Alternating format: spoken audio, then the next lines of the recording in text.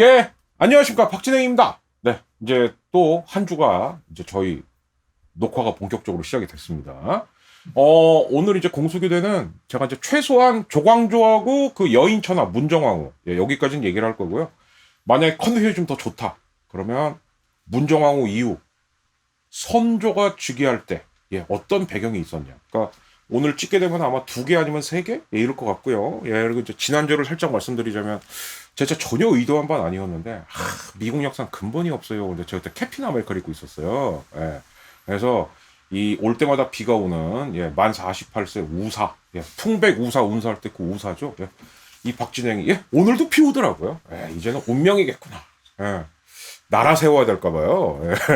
아예 360개 인장 갖고 와갖고, 야, 왕검성에 나라 세우자, 이씨, 이래야 될 것 같은 이런 분위기인데, 자, 오늘도 일단, 오전까지는 비가 왔고, 그 비를 뚫고, 예, 다시 이제 여기 신림동 우리 불빛 스튜디오에 와갖고, 이제 녹화를 하게 됐습니다. 그래서 오늘도, 오늘은 의도적이에요. 예, 피를 받은 김에, 미국은 진짜 영웅이 없거든요. 예, 그래서 아이언맨 입고 왔습니다.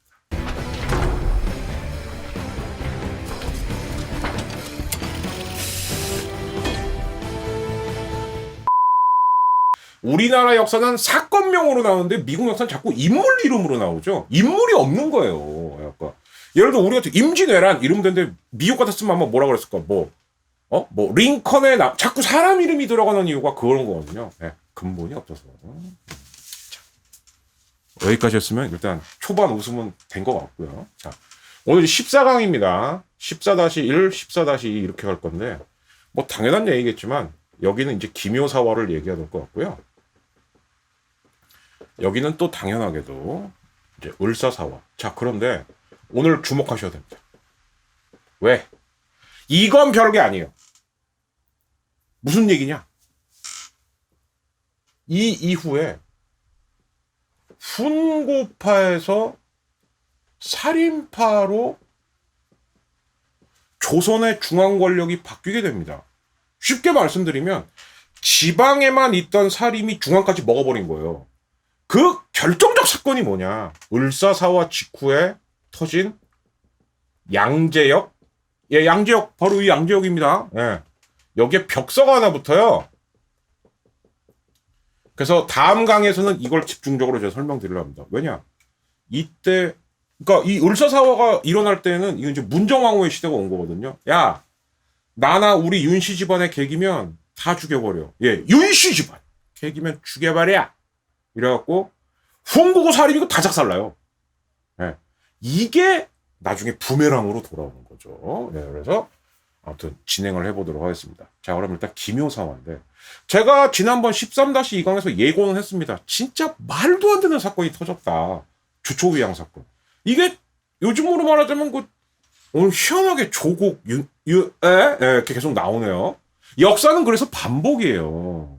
참 신기한 사실 주초위양 사건 말도 안 되는 사건이에요. 아니 잎사귀에다가 주초 이게 주가 사실은 달릴 주자고 초인데 이걸 합치면 이게 조씨거든요. 그러니까 조씨가 위왕 왕이 되려고 한다. 그걸 이만한 잎사귀에다가 꿀 발라갖고 벌레가 송충이가 먹게 한 거야. 그런 다음에 이걸 훈구파가 들고 갑니다. 전하. 그러니까 중종이 아니 이럴 수가. 야, 이 말이 됩니까 이게? 예. 뭐랑 똑같다? PC에 가지도 않았는데 상장이 위조됐다. 이게 그 사건이에요. 정말 그 사건입니다. 예. 아니 우리 불필요 지금 막 머리 쥐어싸고 똑같아요. 진짜 소름 돋을 똑같은 사건입니다. 이 사건이. 자, 근데 그러니까 결론적으로는 이거죠. 주초위양 사건으로 결국 조광조는 잘려요. 그 쫄병들도 다 잘리고 이렇게 됩니다만 그럼 이렇게 딱 끝날 사건이냐? 아니죠. 절대 아니죠. 그거는. 자, 근데 여기서 먼저 정리해야 될 게 하나 있습니다. 시험 문제도 많이 나오고 우리 역사를 배우시는 우리 역사 키즈들 혹은 이제 역사를 다시 배우고 싶어 하시는 우리 역덕분들이 제일 많이 질문하시는 것 중에 이 시기엔 뭐 사화도 많고 뭐 역모도 많고 그렇지 않습니까? 그럼 이 역모라는 게 뭐죠? 꼬바르는 애가 있어야 돼요. 고변자. 예, 그게 고변이거든요. 그럼 제가 한번 요것부터 정리해 보겠습니다. 집현전 역모 사건. 예. 요걸로 이제 수양대군이 집현전 패소한 거죠. 이때 고변자는 누구냐? 같은 집현전이었던 김질이라는 사람입니다. 예, 지금 거의 사람 취급 못 받죠. 그죠? 예. 의리 없는 거니. 이건 내부 고발자가 아니에요. 예, 내부 고발자하고 자기끼리 이렇게 하기로 했다가 몰래 쓱 빠져나올까. 암살의 이정재 정도라고 생각하시면 되죠. 독립할 줄 몰랐지. 예, 이거죠. 바로 요겁니다. 그리고 남이 장군을 모함했던 사람은 누구냐? 이게 이제 유자광이에요. 근데 이 유자광은 여기 한 번으로 끝나지 않습니다. 그래서 제가 어설픈 한 명이라 그랬던 거예요. 첫 번째 사화였던 조이제문 사건. 무호 사화도 이 인간이 꼰질러 갖고 시작된 거예요. 예. 이관왕입니다. 이관왕. 알겠죠? 예. 그리고 이제 제가 말씀드렸던 그 갑자사화. 우리 생모 죽을 때 찬성한 놈, 묵인한 놈 다 죽여버릴 거야. 할머니도 그랬다고? 그리고 인수대비도 죽은 그 사건. 요거는 제가 지난 시간에 말씀드렸어요. 임사홍. 심지어 유자광조차 말렸습니다. 꼬발르기 좋아하는 유자광조차 야, 이건 하면 안 돼. 나라 절대 안 나는 거야. 난 모르겠고. 예. 이 사건이에요.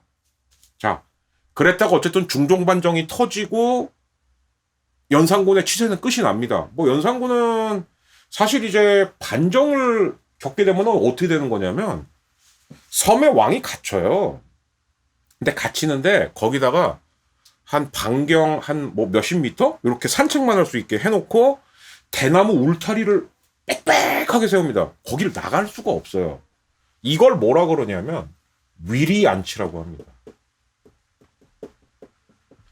자, 근데 조선 역사에서 이렇게 위리안치 당한 왕이 둘이 있었죠. 연산군은 위리안치 돼갖고 얼마 안 있다 죽습니다. 얼마 안 있다 죽어요. 즉 제가 앞에 강에서 말씀드렸지만 연산군은 진짜 뭐 왕이라든가 정치에 그렇게 뜻이 없었던 것 같아요. 그냥 자폭한 겁니다. 반면 광해군은요. 위리안치 된 다음에도 한 20여 년을 더 살다가 죽습니다. 이건 무슨 차이냐? 내가 쫓겨난 게 자기가 생각해도 용납이 안 되는 거예요. 기회가 오겠지. 아니면 이렇게라도 버티면 나중에 알아주겠지. 근데 사실 그럴 일은 없죠. 그러나 광해군은 한 20여 년 동안 이 위리안치를 견디다가 결국 66세인가? 당시 66세면 굉장히 오래 산 거죠. 그죠? 이렇게 또 비운의 생을 마감하게 됩니다. 반면 연산군은 간지 얼마 안 돼갖고 이제 속칭 이제 혼자서 질랄병 난 거죠. 네! 이러다가 꽥 하고 바로 죽어요. 네. 이 차이도 좀 알아두시면 좋다. 자, 근데 이제 문제는 중종입니다. 왜? 아니 왕 되면 뭐예요? 반정 공신들한테 둘러싸여갖고 아무것도 못하고 그래 하라는 대로 할게. 저기 전하 누구 때문에 왕이 된 겁니까? 아 이러시면 서운하죠. 그래서 대표가 박원종이라는 사람하고 홍경주예요. 이거 여인천하 보신 분들은 다 압니다. 이 사람들 딸이 중종의 후궁이 됐는데? 예, 맞습니다. 그래서 이 사람들이 노린 게 뭘까요? 내 딸이 중전이 되면은 걔가 애를 낳으면은 나는 다음 왕의 쉽게 말해서 할아버지가 되는 거네. 오호호 이거 노리고 있었던 거죠. 네. 근데 중종도 그렇게 바보는 아니에요. 근데 바보는 아닌데 중종의 가장 큰 문제가 뭐냐? 우유부단.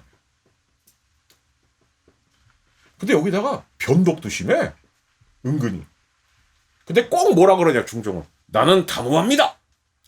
나는 한 번 세운 뜻을 끝까지 갑니다. 되게 그렇게 말하는 사람들이 안 그렇죠. 네, 그래서 그 행보를 본인의 재위기간 한 40년 동안 유감없이 발휘하게 됩니다. 자, 그래서 맨 처음에 뭘 하냐. 이 반정 공신들. 얘는 훈구파죠, 결국. 예. 훈구파가 반정 일으킨 거예요. 이 새끼들 안 되겠네? 짜증나네? 내 아버지가 했던 것처럼 한 번 더 해볼까? 라고 해갖고 성종을 그대로 따라요. 살인파를 재등용합니다.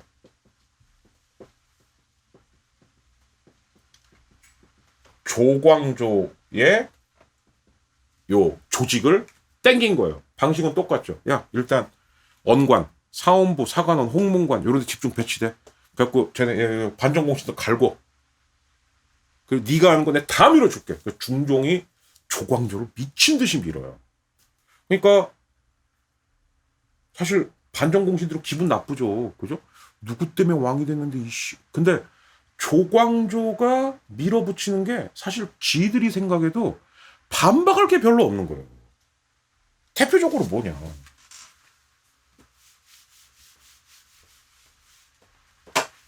아니, 첫째, 이거는 좀 문제가 되겠는데? 그러니까 조광조가 작은 것부터 살살살살살 조지기 시작한 거예요, 이제. 예. 어떻게 조졌냐? 첫 번째, 이 과거제도 문제 있다. 근데 내가 없애자는 건 아니다. 하나를 추가하자. 그 현량과예요. 차이는 뭐냐? 현량과는 추천제입니다. 그러니까 언뜻 들으면 추천이 왜 말이 돼? 근데 벌써 조선시대 과거제도가 이미 문제가 있었다는 거죠. 예. 지들끼리 응시해갖고 지들끼리 답안지 채점하고 이걸 안 거예요. 그리고 또 하나의 목표가 있죠. 이렇게 그럼 조광조한테 그래 네 추천해라. 그러면 누굴 추천하겠어요? 같은 사림을 추천하겠죠. 이게 있었던 겁니다. 자, 그리고 두 번째가 뭐냐면은 바로 이게 사실은 제일 중요한 건데 위훈 삭제. 자, 이거 뭐 생각하시면 되냐? 고려로 돌아가 볼게요. 광종이 개혁 정치를 하게 된 가장 큰 명분이 뭐였냐? 호족들 어느 날 불러요. 근데 내가 의문이 있어. 고려를 건국한 개국공신이 3,000명이 넘는다는 게 말이 됩니까? 2, 4만 땅에서? 즉 공신이 너무 많다는 거죠. 실제 중종반정 때 참여도 안 했는데 숟가락 올리는 애들이 너무 많은 거야.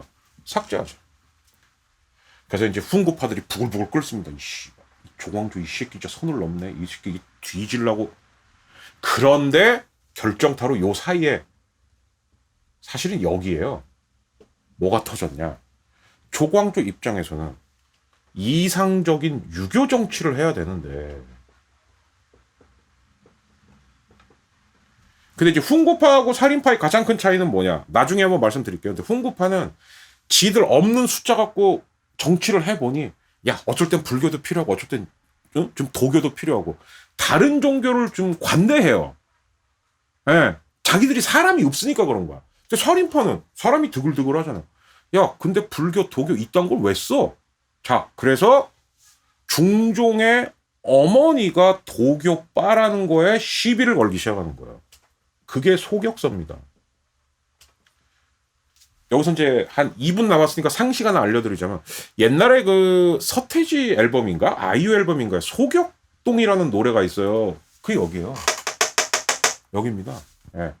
근데 나중에는 제가 알기로 현대사에서 여기가 어디였냐. 보안사가 고문하던 곳이에요. 이게 사연 많은 동네죠. 소격동이라고 있어요. 예. 그러니까 여기다가 도교 재단을 세운 거죠. 이렇게. 그리고는 왕의 엄마가 맨날 가고 거기서 기도하고 절하고 예, 우리 아들도 잘 되게 해주시고 뭐도 해주시고 산신령님. 그 조광조가 되게 말도 안 되죠. 전하 없애십시오. 그래 광조야 정함. 제가 말씀드렸어요. 호가 정함이라고. 없앨게. 그렇게 말씀하셔서 당장 없애십시오. 그러니까 조광조 약간 좀 뭐 꽂히면 진짜 왕이 정말 응가할 때까지 쫓아갖고 없애십시오. 없애십시오. 없애십시오. 이랬나 봐요. 계속. 그러니까 중종이 질려버린 거야. 아이 그래서 마지막 타협안을 그래 우리 어머니 돌아가시면 내가 없앨게. 그것도 안 돼? 당장 없애십시오. 중종이 결국 져요. 근데 이미 말투가 변해. 그래 없앨게. 전하 승언이만 좋냐? 예 너무 좋습니다. 그래 즐겨. 그리고 주초위양을 준비한 거예요. 예. 그럼 주초위양 사건 기묘사의 원인은 한마디로 뭐냐. 훈구파가 조광조하고 중종을 이간질시킨 다음에 그 틈을 엿보고 다시 살인파를 쫓아내려고 했던 거다. 재축출. 예. 그래서 이런 사건이 벌어지게 된 겁니다. 자, 그럼 이제 14-2강으로 이어질 텐데 그럼 조광조는 여기서 끝나야 될 사람이냐? 아니죠. 김종직과 조광조의 가장 큰 차이. 김종직은 자기 애들 데리고 왔다 그냥 끝났어요. 조광조가 이걸 모를 리가 없죠. 그래서 조광조는 이때서부터 자기 스스로가 내가 민들레 홀씨가 돼야지라는 정책을 이거는 보여주기고 물밑에서 진짜 조광조가 승부수를 띄운 게 있습니다. 그래서 저는 조광조 하면은 이 사람은 민들레 홀씨다. 라는 생각을 하면서 예, 여기는 마치고요. 잠시 쉬었다가 14-2강 조광조의 씨앗은 뭐였냐 그리고 문정왕후 이렇게 이어드리도록 하겠습니다. 박진희였습니다. 다음 강에서 뵙죠.